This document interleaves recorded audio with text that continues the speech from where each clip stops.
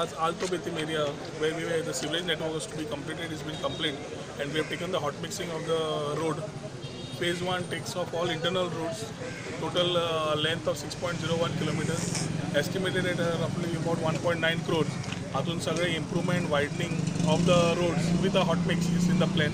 And yes, stretch करता असताना एकूच प्लॅन असा की पूर्ण area which was pending for hot mixing of roads, specially the Penha de France area of Alto Betim, Britona, Haliwada ह्यो सगळ्यो ह्या फेजीन आतां एक स्टार्ट जातले. जी works before commencement hot mix had to start have already been started.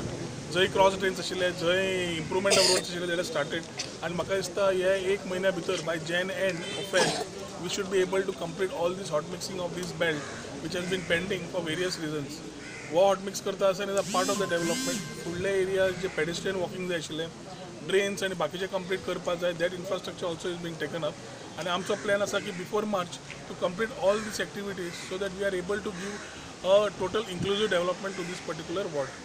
आज जसे आज बेतीम झाला तसे in the days to come we are completing the other parts of Penna-Difranc, Sukur and Salvador Limon as far as Porvorim constituency is concerned.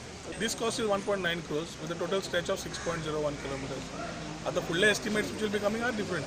Ward जो असा relates to ward number 7 of Alto Betim, Penna-Difranc Panchayat, and internal सगळे roads and the main road from Gurudwara to the Rotary Garden in Al Betim is being covered in this place.